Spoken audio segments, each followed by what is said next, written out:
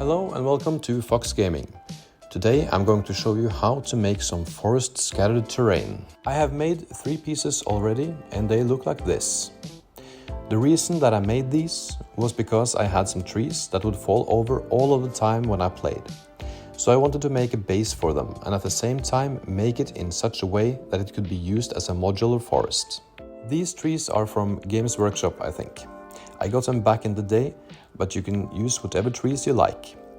When first starting out playing tabletop games, you probably don't have a lot of terrain. You can make trees yourself, but there are a lot of great trees you can buy online. I just used these because I had them. When you've got your trees, you need something to put them on. A base. I ordered some smartphone protective screens for this build. I like that they are thin, durable, and are a nice size for this project. You can buy them wherever you like. I ordered 5 of them online for about $5.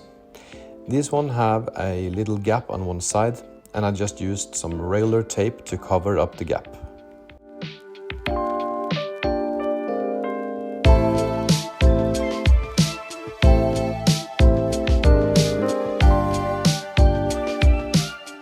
It is important to give your terrain some other feature, to make it more realistic.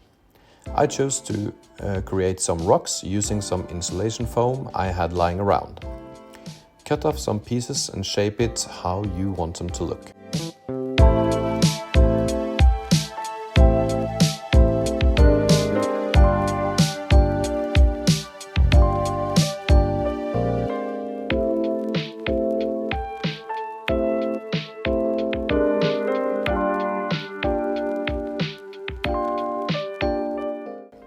I just cut some cracks in here to give it a more realistic look.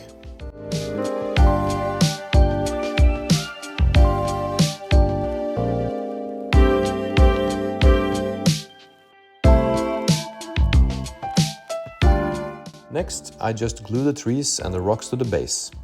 I just used PVA glue here, but you can use super glue if you want. Just make sure it sticks to the base.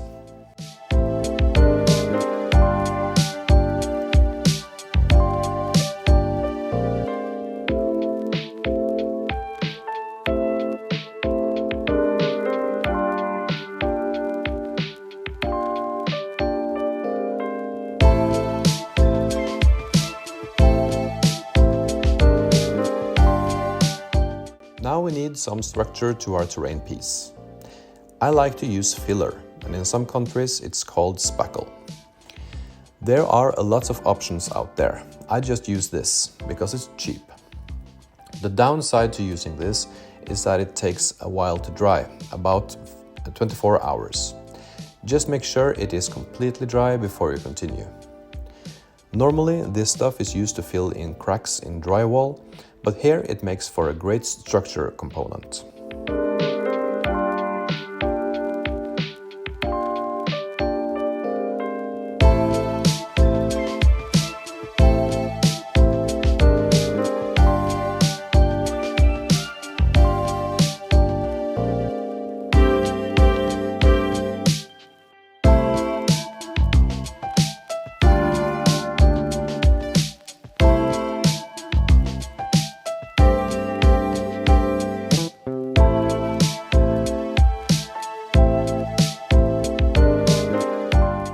After the filler has dried, it is time to give our rocks some more detail. It's not often a rock lies all by itself in the open, so I glued down some small rocks and laying them around using PVA glue. I happen to have 2 sizes of small rocks, so I laid the larger ones at the base of the large rock.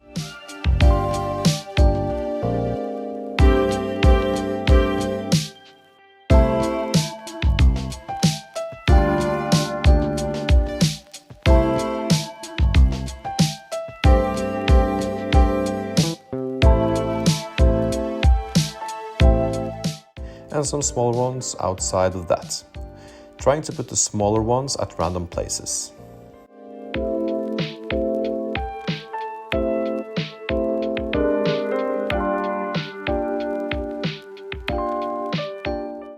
Next, I have some sand for basing miniatures that I cover all the rest of the base with using PVA.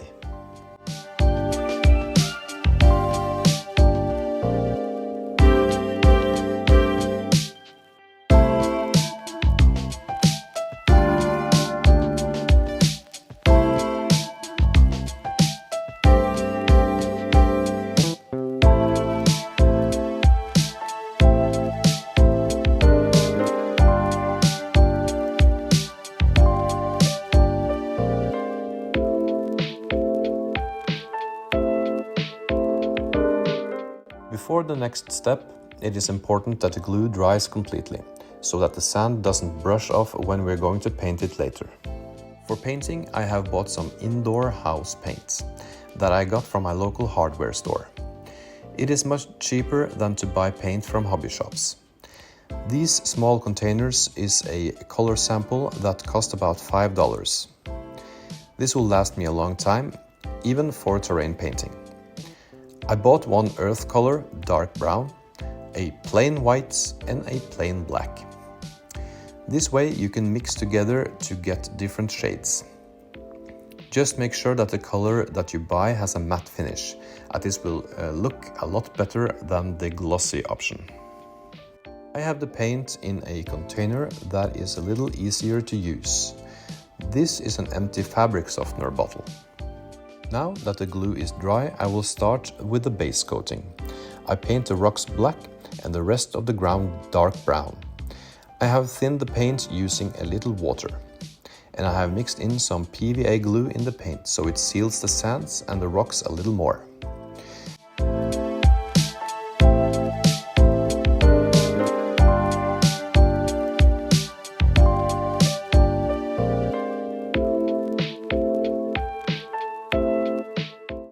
Be aware that the glue from earlier will reactivate and loosen a little, so make sure you don't paint the same area over and over.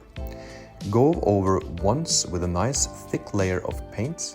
If you missed a spot, just wait for the paint to dry before applying a second coat.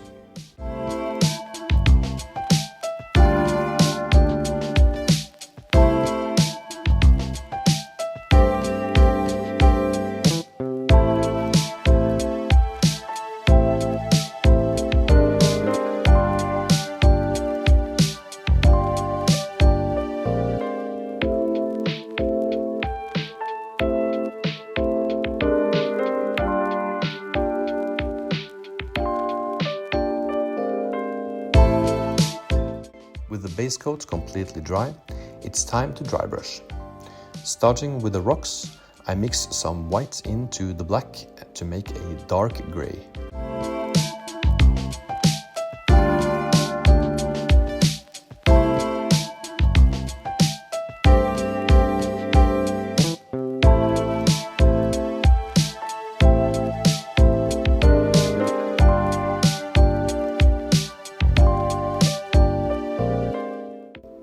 I then mix in some more white to make a light gray.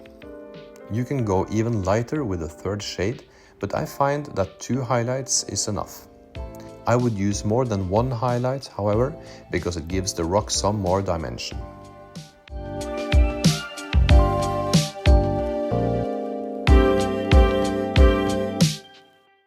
Then I do the same thing with the ground, mixing in some white in the dark brown to make it a little lighter.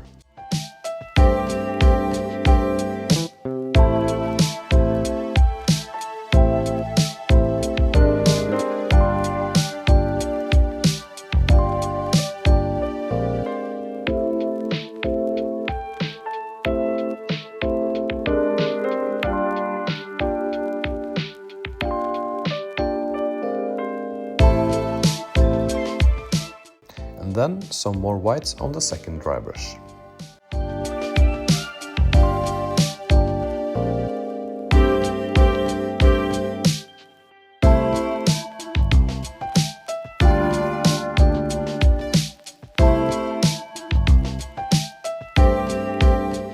You can do as much or as little as you want to give your terrain piece more detail. I just finish it off by adding some static grass in random places.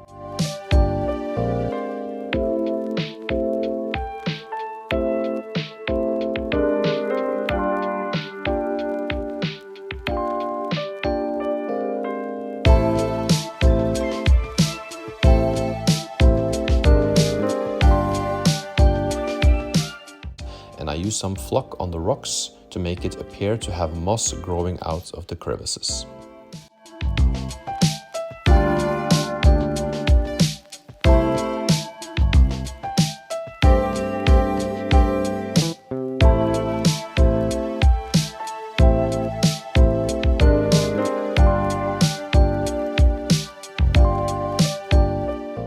And now the terrain is complete, ready to be used in your tabletop games.